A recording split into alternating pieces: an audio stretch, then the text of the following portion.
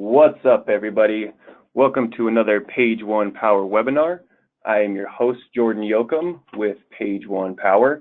I'm the lead coordinator here, and what we're going to be talking about today is we're actually going to be doing a live walkthrough with SEMrush, and what we're going to be talking about is demonstrating the role content has in SEO, and specifically how we identify pages we can build links to, specifically content that we can build links to. So with that, before we get into this, what we're doing with our webinars now, for those of you that tune into our webinars on a frequent basis, we spaced them out a little bit more. And what we're doing is we are doing webinars every quarter to also reflect the same topics that we're talking about in our new SEO magazine that we came out with called Pages. So if you want to learn a little bit more about that, you can go to pagesseomagazine.com. It's a free magazine that we came up with here at Page One Power. So with that, let's jump into our hosts here. I believe we're just going through the our Google Slides just because we're going to be doing a live walkthrough. So yeah, what we got is Nick Katseanes, one of the project managers here at Page One Power. Say hey, Nick. Hey, how's it going, everybody? Then we have Cory Collins. He works in our strategy development team, just a guru of all things search. How you doing, Cory? Good to be here. Then we have Ashley Ward from SEMrush. She is our content specialist and social media guru here joining us today. How's it going, Ashley? Good. Thanks so much for having me. Absolutely. All right, so with that, let's go ahead and just dive right in. Cory, what do we got going on? All right, so what we're doing today is basically a live walkthrough of how we use SEMrush at Page One Power to basically help our clients win in search, which is a big thing to say. So I'm going to kind of walk through what we look at when we talk about that. What do we mean when we say win in search? Well, basically, we use SEMrush to do keyword research initially for clients, help them identify what does their competitive search landscape look like, what kind of keywords matter to them, how is their website performing, how are their competitors performing. We use SEMrush to identify what kind of content is driving the most traffic to their competitors, and then we basically dig in from there. So instead of talking too much theoretics, I thought the most fun thing to do today would be basically to look at a live example. And so our live example is going to be a theoretical beer brewing client, a client that sells beer brewing supplies, how to brew at home, that kind of fun stuff. Popular in the Northwest out here. Absolutely. I've actually brewed beer once before with my dad, but I've never actually done any sort of keyword research for a client before on this end. So I thought it'd be a fun example just to dig into using actual SEMrush data. So I'm just going to hop straight into it. And so the first thing we do at Page One Power when we're looking at a client is we basically pop their head term into SEMrush, and we come to this thing called phrase match. And this basically tells us what kind of terms match our client's head term. Now, for our theoretical beer brewing client, I threw the head term beer brewing into SEMrush, and it takes me straight to this page, which is phrase match. Ashley, do you want to add anything about this? Just something to note on the CPC. So it's really helpful to be able to see the average cost per click as well as the competition to see what they're paying for some of these keywords as well. Absolutely. Yeah. And that's definitely something we keep in mind because clients are always pushing us on ROI and the value of a keyword, the value of search traffic. And that's one thing that we can directly tie into is, hey, if you were paying for this keyword to rank for this keyword, this is how much you would be paying per click, which is a pretty powerful thing to say. Exactly. And a lot of times clients don't really know what they should budget and what's an appropriate amount. So by being able to kind of see what your competitors are doing as well as what the average costs are, it gives you a good gauge to have a competitive budget and not just throw out any kind of budget. Absolutely.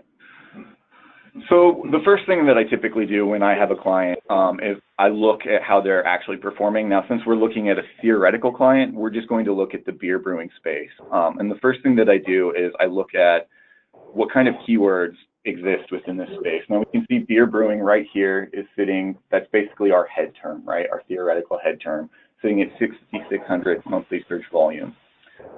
What I like to do in this space is look at what kind of informational terms are being searched in conjunction with that. We see that supply, kit, equipment, right, those all fit about the same level. That's kind of what we expect. But home brewing is obviously an important keyword that we see within here. There's home brew beer. How to brew beer is obviously informational. And that's something that we look at very often when we deal with clients, is what kind of informational terms exist, because clients always come to us and they say, hey, I have this services or product, or this is my primary business page where I get conversions, help me improve that. And that's definitely something that we want to do here at Page One Power, is help them improve their primary conversion page. But to win in search, you need to think about search holistic. And a lot of the search channel is made up of informational terms. Search is primary and informational gathering portal. And so helping clients identify informational terms that they're missing out on is a great way to create content and secure links back to their site, which is honestly one of the best ways to win in search. And so right, I can jump in on that as well. In a lot of the projects that I manage, I mean, we have just that, our clients that come in that are just so focused on that primary keyword, that moneymaker for them, and trying to rank that page and that specific keyword. But in a lot of e-commerce, being here at Chicago at the IRCE convention right now, I've been having these conversations the last couple of days about e-commerce sites and how they can win in search when you're competing against Amazon, all the big players for that specific keyword, that product.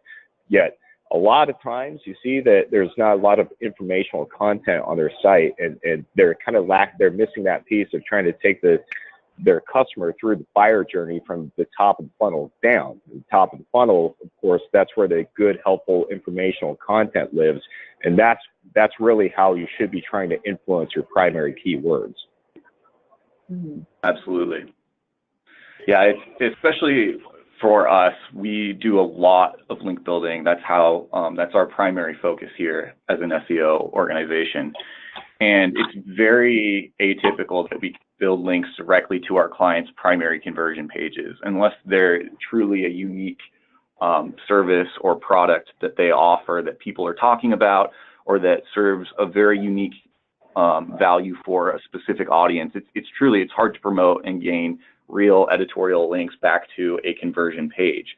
But the types of pages that we can promote for links are these types of informational pages. And when we throw like beer brewing, how to brew beer is right at the top, right?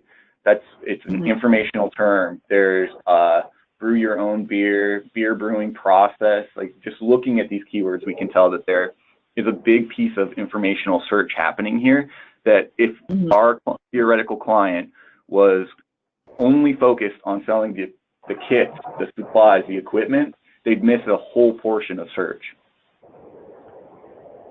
So let's actually just look at Incognito here, beer brewing the SERP. And right at the top, we can see northernbrewer.com, right? And what page do they have ranking? It's how to brew beer, right? It's not their homepage. And we can see that they are paying PPC here to have their homepage rank, but their organic page that actually ranks for that term is a page about how to actually brew beer. It's a guide, right? So this is an informational page that, again, if our client wants to go after this head term of beer brewing, and they don't have an informational page themselves, if they don't have a guide about how to brew beer, they may not be able to rank for this term, at least not at the top of search. Mm-hmm. And so one thing that I love to do with SEMrush is basically, after I've done this process and looked who's ranking, I love to just immediately go into SEMrush and throw, we see Northern Brewers here, we see howtobrew.com, midwestsupplies.com. One of the things that I love to do is just go directly into SEMrush and look at these websites that are ranking. So I've already thrown northernbrewers.com into SEMrush. We're under the organic research tab here. And you can see right away that SEMrush fills out, and it's ordered by traffic here, this column, what keywords are driving the most traffic to their site, and we have an awesome graph showing the trend of traffic over time, how many keywords do they rank for, how much traffic is that driving, and what is that traffic worth. I love coming in here, and I mean, you can see right away that kit is a super important term for them. Their brand term is also big. Winemaking kits, that's an interesting thing that I might talk to my theoretical client about and say, hey, I know that you do beer and you focus on beer, but I'm seeing that wine is an important space within competitors as well. Do you offer those services? Have you thought about that product? Mm-hmm.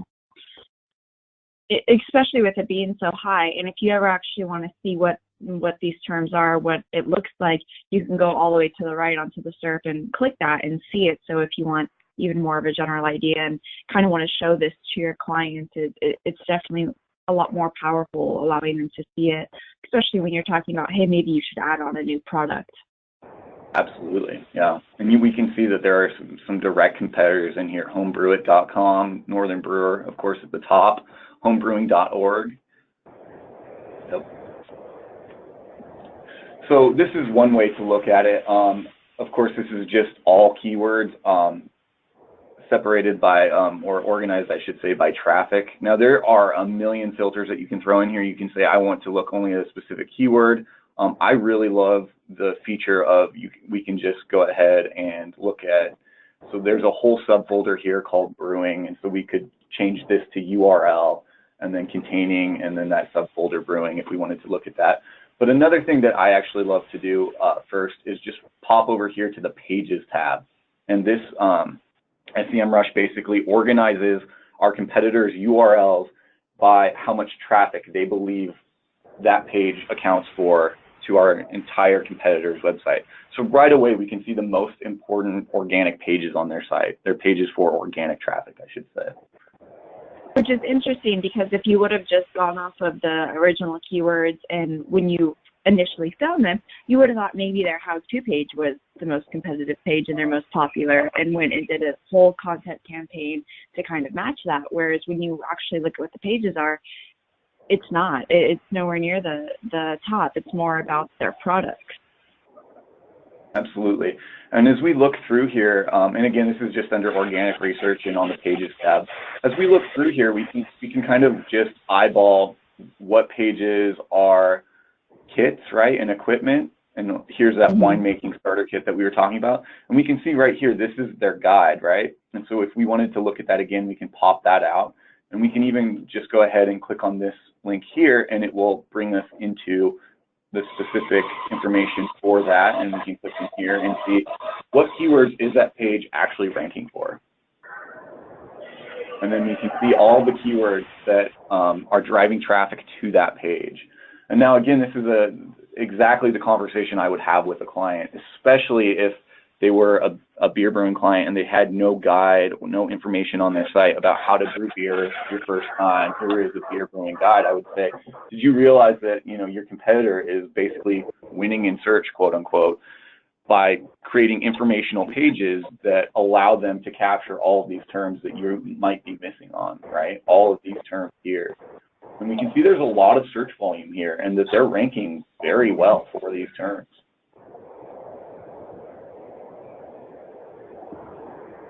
So that's the basic way I look at one competitor. We can go through that quite a bit, and there's always more competitors to look at. But one thing that I really love to do as well is take this information into Excel. And so the way we do that is we go here and we export all data, and then you just click. So there's 43,000 keywords, which is a lot, but it's not more than Excel can handle for sure. And so you just save that. And I've actually gone ahead and downloaded that information ahead of time here. And this is exactly what it looks like. I gave it a coloring here, but otherwise this is exactly what it looks like when you export that data out of SEMrush. And now there's a ton of filters that we can do in Excel, but what I really love to do is a pivot table. And all that is you just click, you highlight all, click Insert, Pivot Table, and click OK. And then you build your pivot table out. And what that typically looks like is I put URL under rows and then keywords underneath, and then sum of search volume, sum of traffic, average of position, and count of keyword and values. Now, I know I'm talking about this all very quickly, and I want to say that there will be a post appearing on Page One Power walking through this step by step. So if you're furiously taking notes over there, you can slow down a little bit and just enjoy the webinar a bit more, because there will be a live post on Page One Power very shortly that will contain all this information in a walkthrough fashion. And we will be taking questions later as well. So if you have any questions, or if I blow by anything too quickly, by all means, please go ahead and leave us a question, and we'll save 15 minutes at the end of the webinar to kind of walk through that. All right, so at this point we have a pivot table, and you can see that this is all of the URLs, and this is sorted by sum of traffic. It's exactly what we were looking at within SEMrush. The only difference is, instead of clicking into the individual links to see what keywords are affecting that page, I have it built into the actual table, right? And you can see I have it sorted here by sum of search volume. And right away we can see, so looking at the home page, that's really not what I try and do within this view once I have this information. Again, what I would do is I can quickly double click one of these URLs and say, okay, our client has this piece of informational content. Now, what value is that actually driving to their website? And I can say, okay, they rank for beer brewing at #1, how to brew beer, home brew beer. All of these are dead on, extremely relevant terms for any beer brewing supply seller. Like, these are the terms that they should absolutely be targeting. And these are the kinds of terms that you would have a very hard time ranking for without an informational page, right? And so this is the kind of information that I really love to provide to our clients is, hey, this is the kind of content you need on your site. Not only will it help you capture these new terms, but it will also clue Google into your authority as a business in this space, and it's something that we can probably promote for links as well. So in your strategy creation, this will help you identify keyword neighborhoods essentially that you want to identify, right? Yeah. Honestly, when I'm looking at a new client in a new space, I try and do this process as quickly as possible so I can find the 10 to 20 pages that are really driving a substantial amount of organic traffic to our competitors that we're just missing completely, and say, hey, this is the type of content we should create. And now oftentimes our clients will have some sort of content similar to that on their website. And those are the perfect pages to say, hey, this is where we should be building links. Maybe we should do some re-optimization efforts on these pages. It depends on how they're performing for our client. If they're performing not as well as our competitors are performing, that's a clue that we need to look at that page and see what more we can do to make it rank better in search.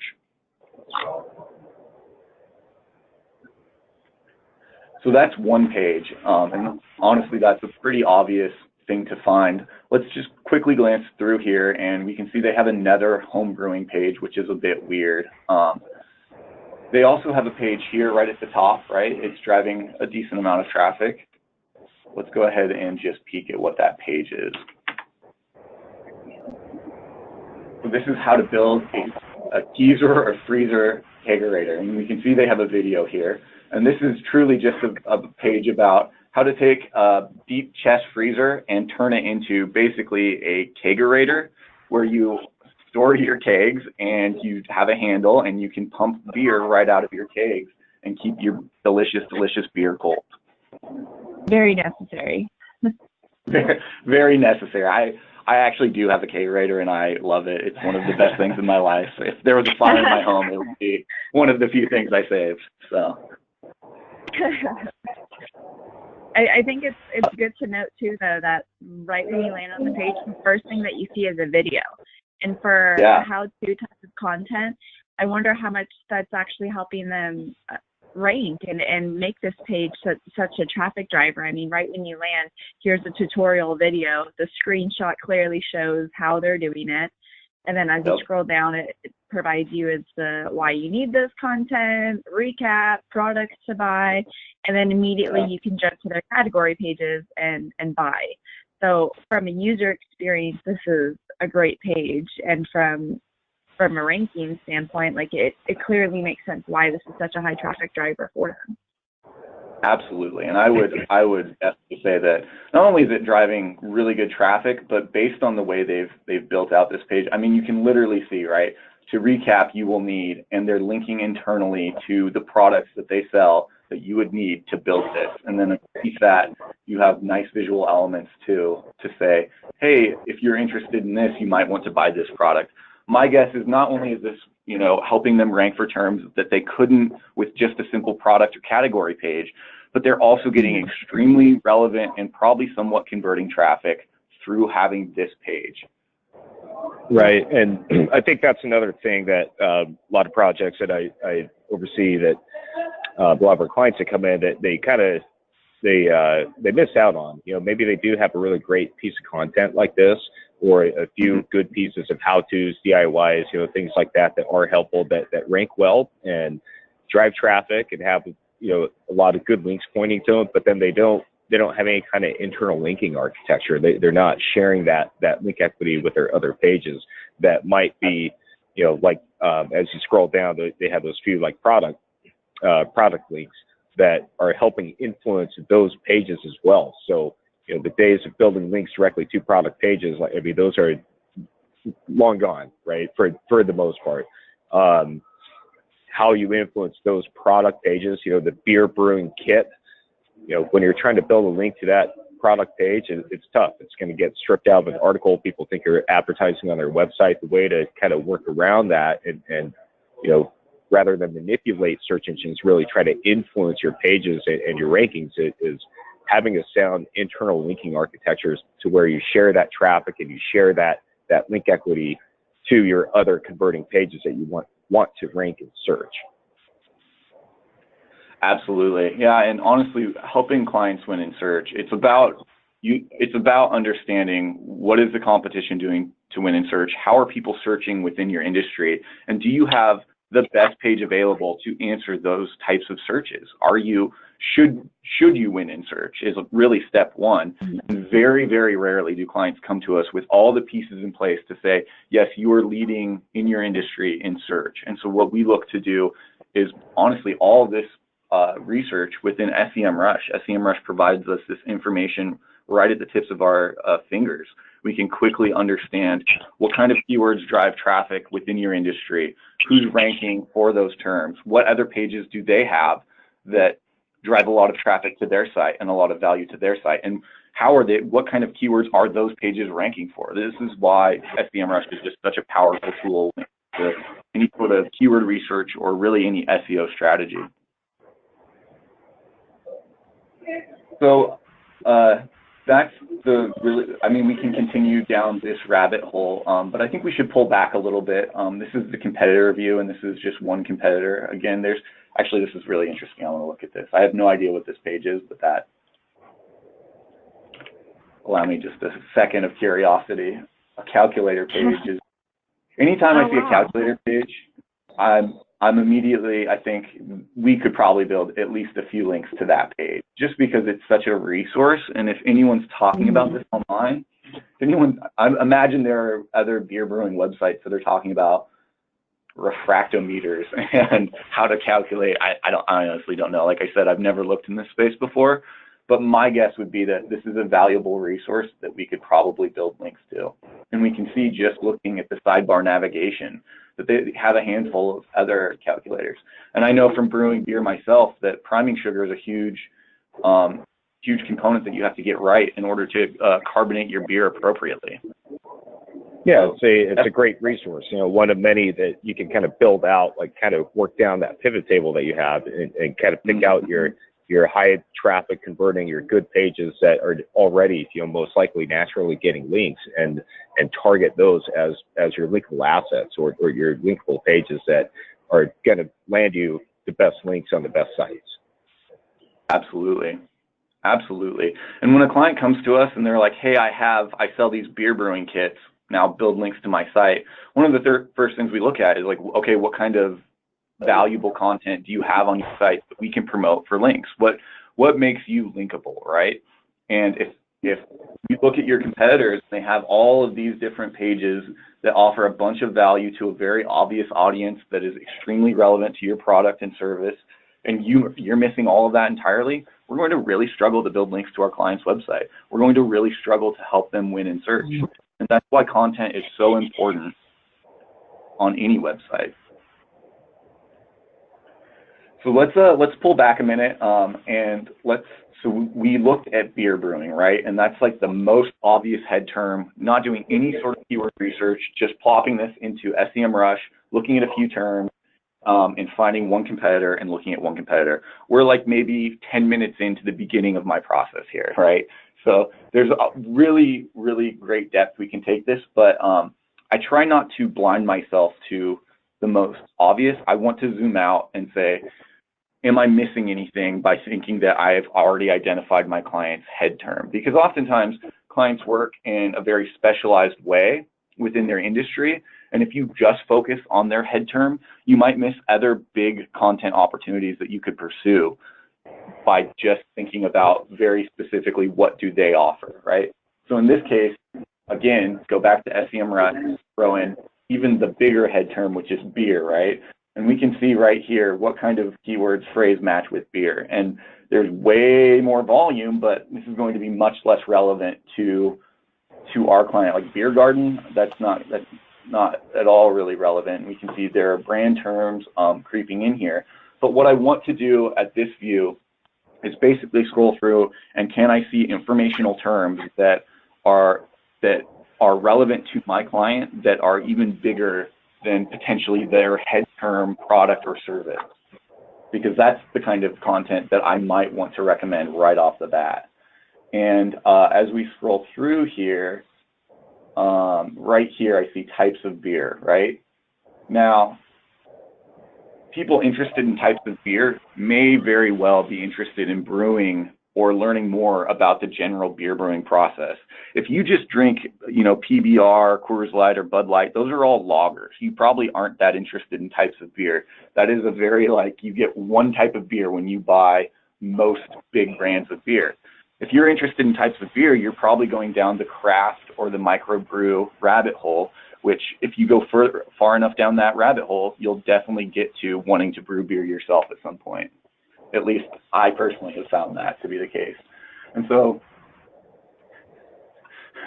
if we get to, this is, again, I take that same keyword and I phrase match it again, which is types of beer. And I want to see, is this just a standalone head term that isn't that relevant, or is there a ton of traffic behind that keyword? Because I never want to chase a single keyword. Anytime I want to recommend our client creates a piece of content, or I'm promoting a piece of content for my client trying to help it rank better, I want to make sure that A, it ranks well for the primary term, but that there is a ton of secondary terms behind that to really build out that traffic funnel, right? And so in this case, we can see that not only does types of beer have 1,800 search volume per month, but just a slight variation there that anything ranking for this probably ranks well for this as well, 4,400. And you can just flow through here and see not only are there other terms that back up the primary term that we may want to target with a piece of content, but what kind of content should I theoretically create? And just looking at this, beer type chart.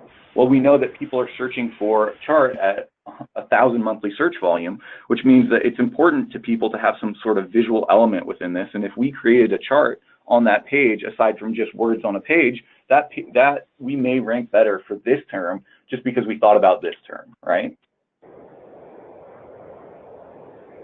Everyone following along so far? Everyone's feeling good? Okay, yeah, that's good stuff. That's a very pretty quick and easy way to do keyword discovery. Find what you're not ranking for that your competitors are that you should be ranking for, and to try to capture that additional traffic that could very well lead to conversions. Very qualified traffic for increasing your bottom line with keywords that you never thought you never even thought of when you sought out to try to increase your rankings for beer brewing kit.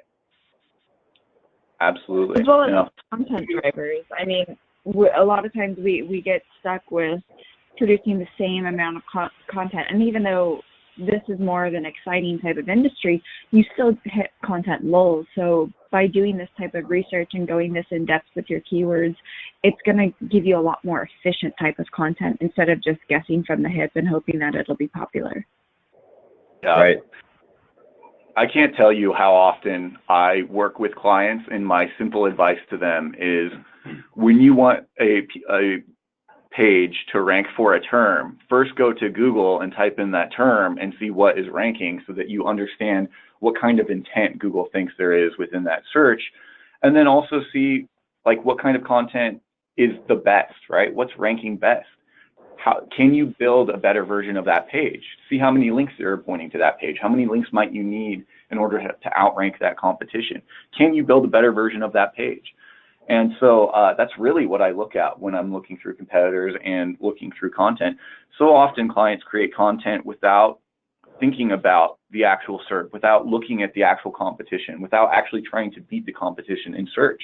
And so if you think you can just win in search without actually doing the necessary research, it's going to be much more difficult because you'll create something that could be very valuable but might miss the mark just a tiny bit because you didn't think about all the keywords and all of the information that you should be offering that Google wants to offer. Right. And I mean, even important now more than ever when you have more and more you see the answer box popping up and ahead of search results, right? And of course that big front and center billboard on right below the ads is getting clicked on. That's pushing the #1 position down. So that's like spot 0 where you want to be, and you don't really see anything other than purely informational content that appears in that result. Yeah.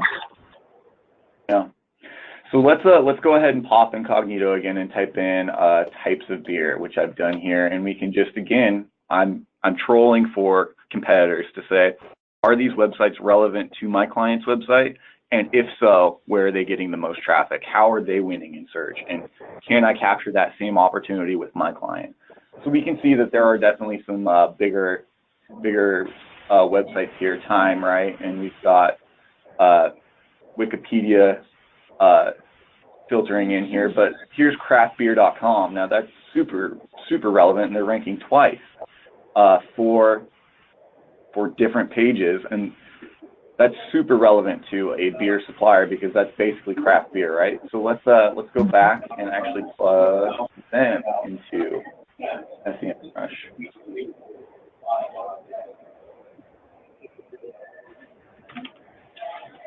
I've forgotten what it was. Craftbeer.com.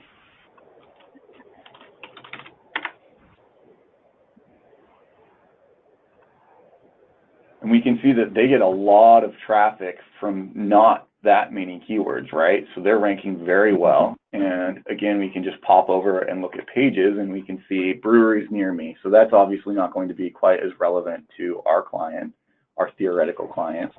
But we pop over to pages and we can see that they do have, seems helium beer is a big thing and nitro beers is a big thing. And facts and misconceptions about IBUs, which is how much bitterness is in a beer. So there's a lot of things a lot of opportunities to find content. Again, we see calculators creeping in, right? So if I'm working with a client, I might say it's worth investing in a few different calculators that seem to be driving traffic and value for your competitors. Beer style guides, that's a huge potential page. And in fact, I believe that was ranking for our types of beer query. And that's really interesting because they're not afraid to do different types of content. Like these are things that can be turned into infographics. They're doing the calculator. They're not just writing blog posts. They're looking at different ways on how to provide this informational content and still rank with it. Absolutely. Right. Yeah, and I think there's always going to be some level of overlap. And a lot of times, I want to find the easiest approach possible for clients because it can be an investment to do a wide array of content.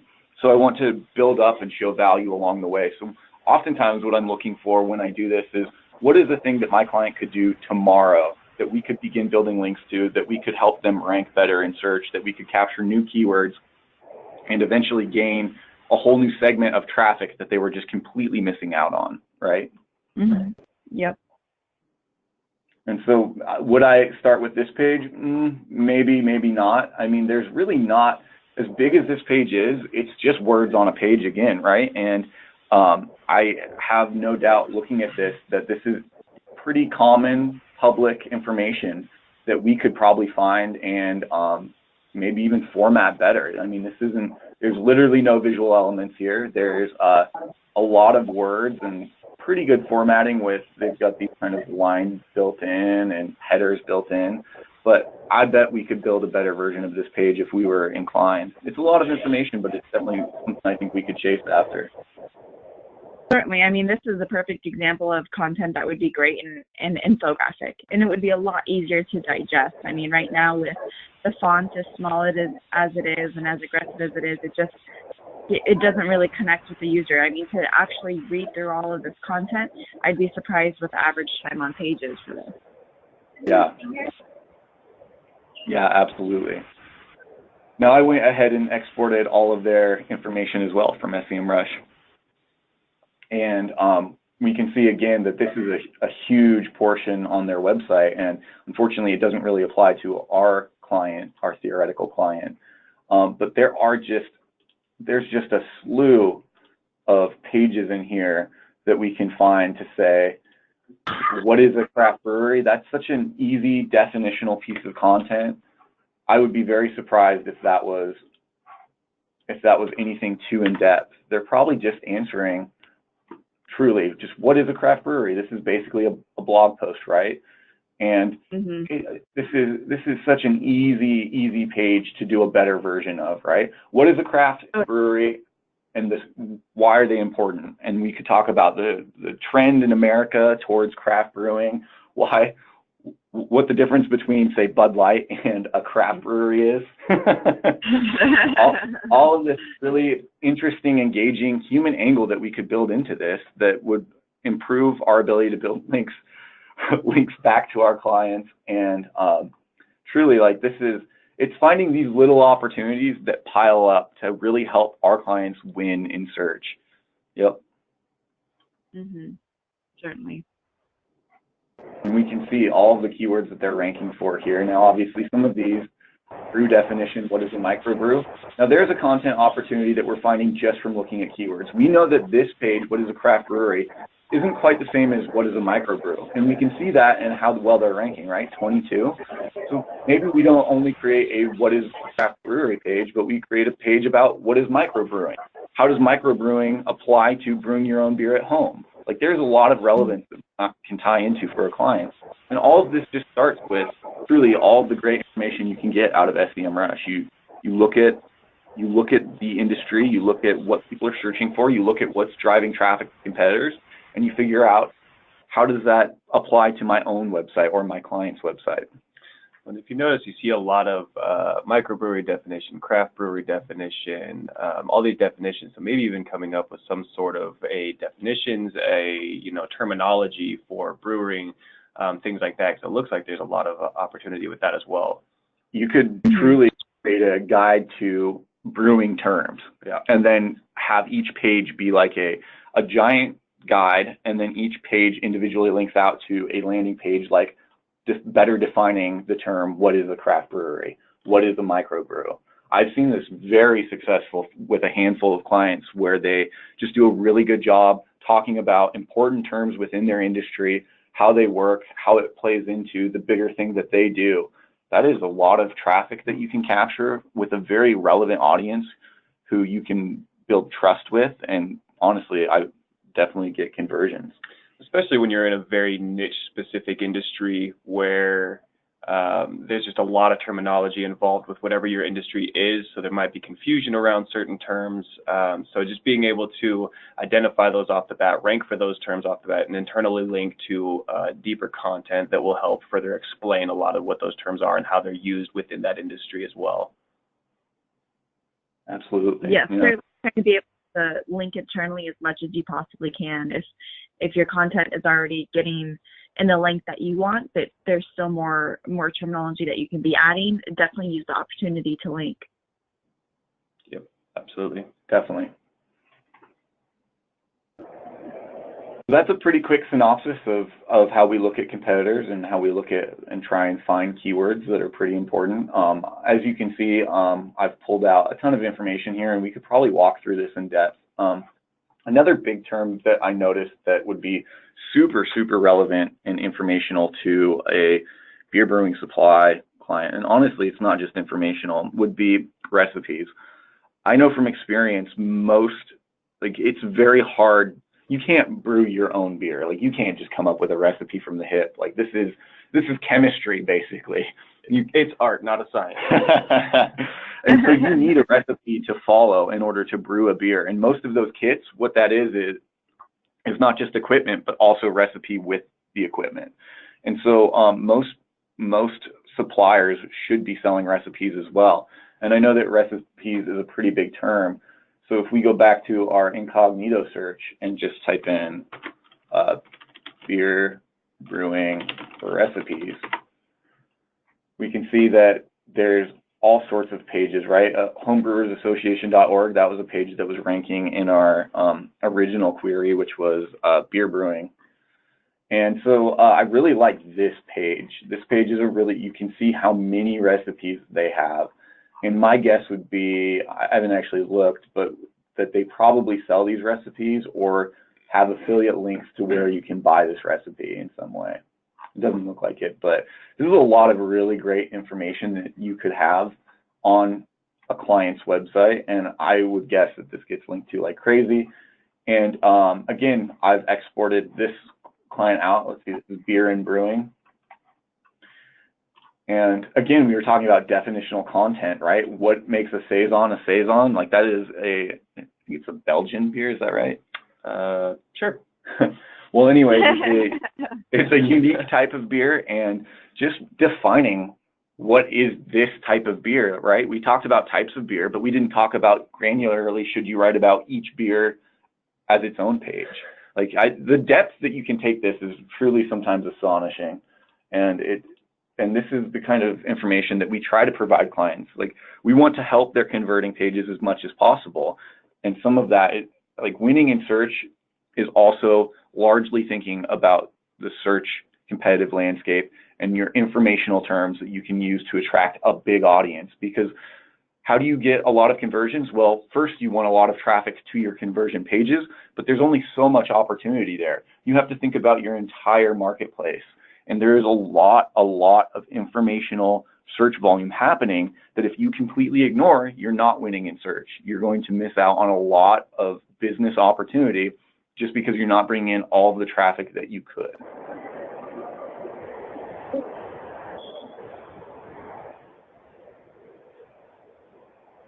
Nick, do you have anything else you want to add from sort of a client-facing perspective? You know, I mean, really, it just seems to happen time and time again. You know, when we have clients that come in, you know, specifically to Page One Power, you know, most of the time the first thing that they're looking for is links. And I feel like, you know, the industry is more knowledgeable now about what it takes to build links, but I just can't really stress enough on the importance of good, helpful information like this, and really building out, you know, a whole list of here are the key terms that we want to go for. Here's the key terms that we don't have that we want to go for. Let's build out that content. Let's build basically your arsenal, your target page list that isn't the product page. You know, it's not the home page, even though that when, you know, you have your CEOs, your CFOs, people, you know, with money, looking at ROI, looking at traffic. What is this doing for us? We're not getting any traffic to the home page or to the product page. You know, that's they're kind of missing the point there. And it's bringing in that traffic that is potentially qualified, that again exists at the top of the funnel, that is more informational, that is again going to build, you know, more trust with your customer if they buy from you, because you're giving them what they need for not just product, but for you know, information to help them really craft their or hone in their craft. And that's just kind of the biggest thing that I see time and time again. We have clients who come in that have, you know, thin content or no content or fluffy content that isn't super relevant to their industry. It's just not well done. It's not thought out. There's a keyword research behind it. There's no internal linking architecture. It's just content written for the sake of content, which is, why do that in the first place? Having something like SEMrush and a tool that you can really pull this data out, in seconds, really, and truly go down. I mean, like we've kind of touched on it a little bit. You can really go down the rabbit hole with this. I mean, it's kind of like endless, and spend a lot of time on crafting a good strategy around your content, and with having purpose and really putting together something that's going to drive results. Certainly. Absolutely. Certainly. And by utilizing this, I mean, I think you really nailed the biggest point is we don't want to just create content to create content. And too often that's what businesses do because they're just checking off the box. We actually need to create productive content. And by using tools like SEMrush, you're able to see what's going to put me ahead of the competitors and what's going to allow me to inform and entertain. Because people are only coming to the internet for two things, and that's to be informed of something that they're looking for or entertained by something. And no matter what industry you're in, what product you have, you can find ways to do that. But you want to find ways to do that that are going to help you improve your rankings and actually get ahead of your competitors in search results. And this is a great example of how you can do that. Right. Yeah, I honestly, I wouldn't even know how to do my job anymore without SEMrush. It is so valuable to say, hey, here's what your competition is doing to win. So often clients, they need to sell something upstream to their boss, to their CEO, to their head of marketing, to their VP, whoever it is. And one of the best ways to do that is to say, look, you are behind the competition here. Bosses always hate to be behind the competition. And it is so powerful to say, look, this is why we are going after this search opportunity, is because our competitor is winning with this, and we think we can do it better. It's right. This is why we need more. This is why we need more budget to build our content team out, Mr. CEO. It's including those those resources on hand. Again, a lot of times having clients come in and say, well, yeah, we know we need content, but we don't have any budget for it. So we just need links because we need results and we need to improve the rankings and we need to show an ROI to our CEO. It's like, well, absolutely, you're kind of missing a big step there, and this is kind of where you can find that and provide that ROI and show, raw numbers of here's why we need to, implement a content strategy in our company and as part of our SEO strategy. Absolutely. So often clients come in and like our theoretical client will send us an email and say, here are the 4 terms I care about, right? We've got supplies, brewing kit, and equipment.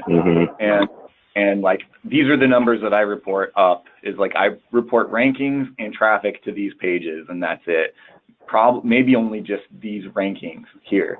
And SEMrush allows us to widen the scope and talk about the importance of search as an entire channel, as opposed to the rankings of 3 very explicit terms.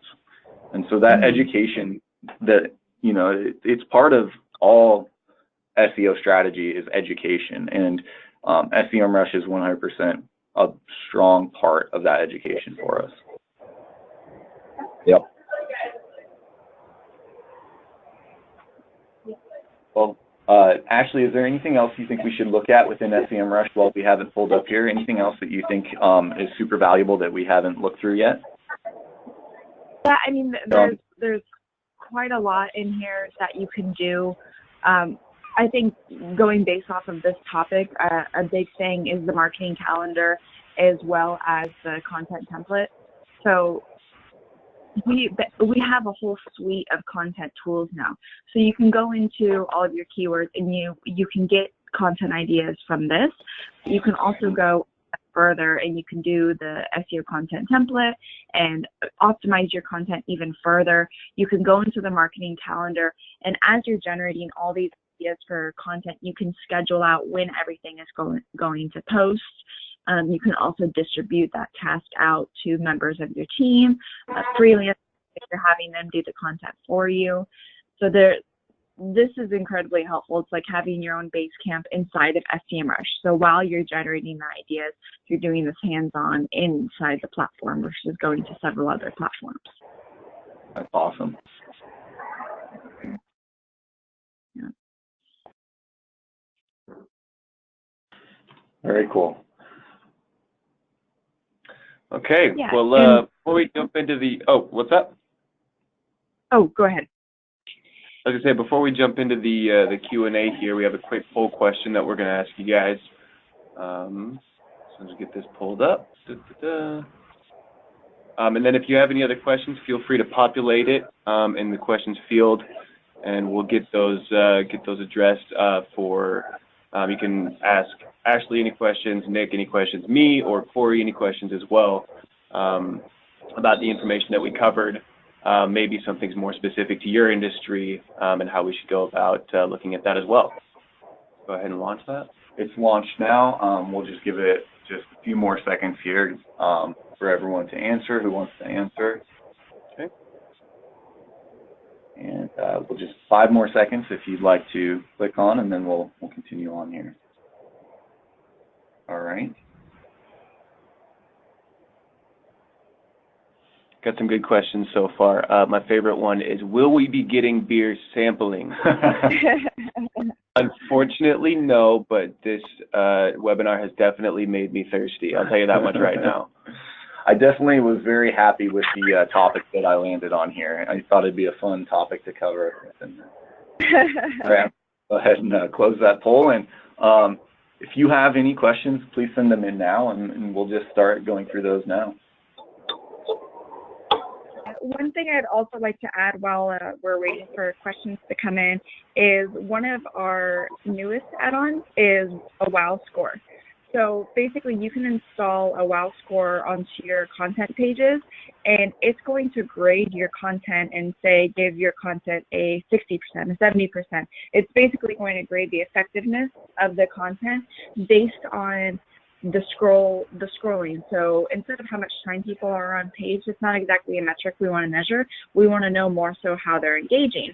So it checks that, it checks what people are doing with the page and how they're sharing the content. And then it's giving you a much more accurate reading of, do people actually like this content? Like, sure, it can be a traffic driver, but are people enjoying the content experience? So the SEMrush WOW score is definitely exciting in terms of rating your content. That's great to hear. Yeah, I'll have to look into that. That sounds really awesome. Looks like one question, just a really quick answer here is, will we be able to gain access to today's webinar recording? Yes, we are recording the webinar, and it should be going out fairly shortly after we end this webinar. Once we're able to upload it to YouTube, we'll be emailing everyone who attended to let them know and have access to that recording. Yes, and we will also attach the later today as well. Yes, we will. Hopefully today. Hopefully today. Okay. That one's on my shoulders. I'm working to publish that post as soon as possible, but it should be up fairly soon. Another question is, when you're prioritizing keyword opportunities, what primary criteria do you use? That's a great question, and there is no one answer. Typically, it's the process that we walk through here. To give a succinct answer, I start with what pages are most relevant to my client's goals and driving the most traffic to my client's competitors. And so it's that very quick process of identifying the head term that everyone's ranking for, who is most directly relevant to my client, and then how are their competitors beating them in search, and can I help them close that gap? So when I'm evaluating keywords, I basically look for what keywords are sending the most traffic to my competitors, and can I beat them there? Does that make sense for my client? It's pretty astonishing. It sounds very simple, but it's pretty astonishing how often you can find a gap that is easy to close and makes a big difference for your client. Yeah, and in terms of the next question about informational content, how it tends to not convert well, so how do we focus on getting traffic that drives revenue? One way to do that is kind of what we saw on that one, I think it was Northern Beers website, where they had that informational video. It was a how-to, and in the steps, it linked to the product.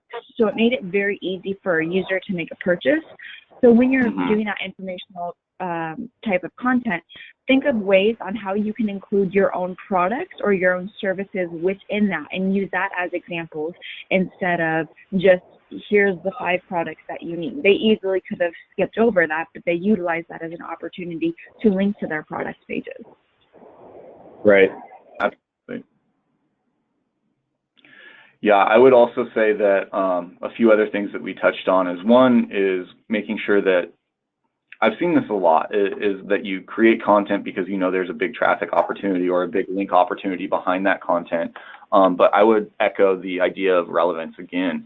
Really make sure that whatever content you do create, especially if you have, you know, limited budget and you need to show a quick return on investment in some way. And now quick within SEO is much different than quick in paper search, right? Or pay-per-click, excuse me, PPC.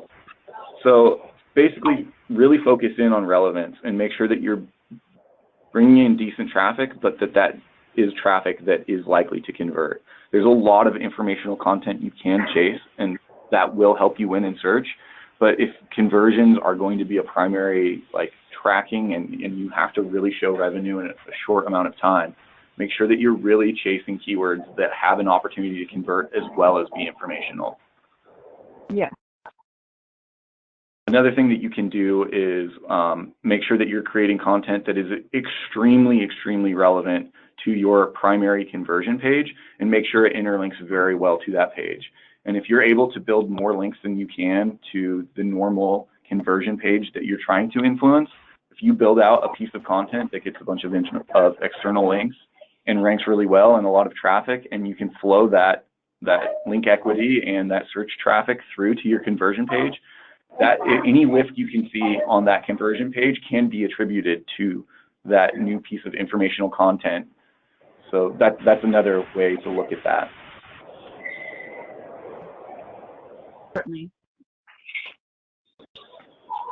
So yeah, another question that we have here, and we just have a few minutes left, is search volume or relevance more important? I think that was kind of covered just then. It really depends on your goals. I would say you should never chase volume over relevance. I think the two should be tied pretty closely together.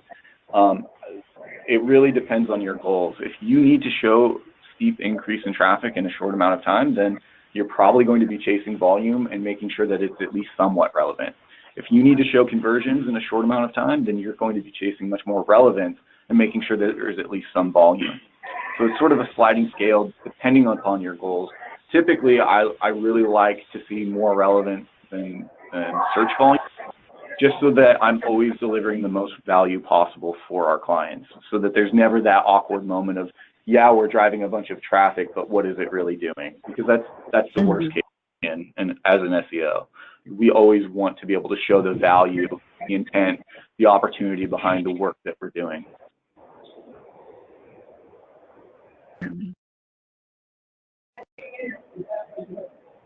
Another question here is, how important is formatting in content creation? Should you match what's in the SERPs or try to break away with something new? I would say formatting is extremely important, especially when you're thinking about keywords and keyword variation. Make sure that you're not stuffing keywords. It's 2018, we're well beyond that as SEOs, but make sure that you're using your keywords as well, especially in your header and your title, and make sure that you're using them intelligently in a human manner. Should you match what's in the SERPs currently or try and break away with something new? That really comes down to your assessment of what's currently ranking in the SERP and how well it's answering search for intent. How well is it answering and speaking to the information? We talked about what is a craft brewery, right? Or what is craft brewing? And we saw that there was very base level definitional content for that term. If I was creating that piece of content to try and rank in that SERP, I would go much beyond just the definitional content. I would lead with the definitional content, but then I would talk about, the trends towards craft brewing across 2018, not across the entire last decade. You could easily talk about the impact that the prohibition had on craft brewing, right? There's a whole level of depth that you could go to for that audience, depending on what people are searching and what the keywords look like. And so whether or not you match what's already in the SERPs or not is really going to depend on what the opportunity looks like, but I would always encourage people to try and create a better version of the page. If you create something that fairly well matches what's already in the SERPs, you're going to have a really hard time of displacing your competitors. Yeah, Ashley, I'd like to hear your thoughts on that as well, as far as formatting content. Yeah, certainly. I mean, it really comes down to the user experience first, in my opinion. And one thing we haven't really talked about is mobile. So how we see something on desktop isn't going to look as amazing on mobile, and how we format that. So we really need to start thinking about the content that we create. How can we make it to where it's going to be easily digestible on mobile? And that doesn't just mean the font size or optimizing your images. That means long-form content for short-form content again. We need to think about the mobile users first and the desktop users second. And when we're producing these longer-form content pieces, are we really keeping their attention? Just because something in the SERPs, like that one example that we saw that was all the different ingredients and the measurements, it was a bunch of text, it was small text, that easily could be made into an infographic. And even though it's a lot of content, it will be appreciated on both desktop and mobile instead of only being able to really be viewed on desktop. And then video. If you see things that are ranking great in the SERPs, but you can easily produce that same answer in a video, then create the video and still have the blog excerpt at the bottom of it, but focus on video and optimizing for mobile before you're focusing on just trying to create what's already out there. Absolutely. Right, yeah. Yes. Very good point. Yeah, I think that it's very easy to create the type of content you think you should create, but not consider the mobile experience. I've seen that kind of time and time again, and I really think that mobile is a layer that we really need to add to, you know, any content that we create for user experience. Yeah, absolutely. So it looks like we have one last question here, and then we'll sign off. John asks about keyword research around themes for content creation in the future, understanding what the audience is looking for, and also how to include the social media perspective, especially, you know, when thinking about SEO as well. So that's a lot of big questions. I'm just going to kind of talk through that a little bit, and then Nick and Ashley jump in at any point. So for keyword research around content themes, kind of like the research we were doing earlier, I try and identify a head term and then all the variations and nuances that of other keywords that might fit within that term. We talked about that idea of speaking specifically to types of beer, right? And then the more we looked, the more we saw that there were pages like the difference between a porter and a stout, right? And now this doesn't necessarily tie directly into social media, but when I'm thinking about thematic content, I always want to find that angle of how do I do a whole strategy moving forward as opposed to a one-off page now that might help me win? How do I create a strategy that we can enact over the next 6 months that will continually lead to success? So one thing that I might very well do in this instance is an entire guide about different types of beer, and then breaking down granularly from different pages all of the different types of beer, like what is a saison, what is a porter, what is a stout, the differences therein. IBUs is huge. What makes a beer bitter? What is IBU? All of these things can be built out from this one parent page, and it can become an entire content hub that tackles all these really big informational queries that are directly relevant to our client's business. And all of this was done pretty much off the cuff here during the course of this webinar. I downloaded some data beforehand, but I didn't dig too deeply. Most of this is stuff you can find very quickly, and you just look for the themes that seem to be winning in search and driving a lot of traffic and are very relevant to your business and tie into your business. Ashley, do you want to talk a little bit about the social media perspective as well? I know that that's sort of your focus. Definitely. I was just going to add, I mean, once you create the content based on your SEO, your user intent, But then when it comes to social, you need to think a little bit more creatively. It's not about putting the right keywords in on Facebook or on Instagram and Twitter. It's about actually creating this fun experience and taking the box out of it. So you want to take the content that you created, rewrite the headline, rework the headline a little bit on social so it's a more clickbaity, if you may, that people are actually going to want to leave the comfort of their social network and go digest this content. And you're also going to want to use really strong images here or video. Because again, if you're going to ask me to leave the comfort of my Facebook, you have to be providing a lot of entertainment, a lot of reason for me to do so. And a lot of times that's because user intent isn't on social media. So I may not know that I need to know all these different steps on how to brew beer. But the way that you write the headline on social media and the way that you write the post, you should be telling me why I need to know that and giving me a reason, more so than just, here's a new piece of content that we created that's doing great on SEO and you should probably check it out. That's great. Yeah. I really like the idea of, like, you have to think about user experience, how you can provide the most value possible to get people to actually leave the social experience and come to your website. I think that's I can't tell you how often I scroll through Facebook and see, you know, a funny video or even a good recipe, and I still don't leave Facebook unless there's a super compelling reason to do so. So that's great advice. Exactly. And we can provide the content. We can have long form posts on Facebook and on LinkedIn, and that's great, but ultimately that's not going to drive conversions. That's not going to produce sales. So have a combination of the two, but focus on trying to get them to your site to convert them. Awesome. All right, well, I think we've actually run 6 minutes over here, so I think we'll wrap up now. Ashley, thank you so much for joining us from SEMrush. We really appreciate it. Thank you, guys. This was a lot of fun. Yeah. Great job, Cory.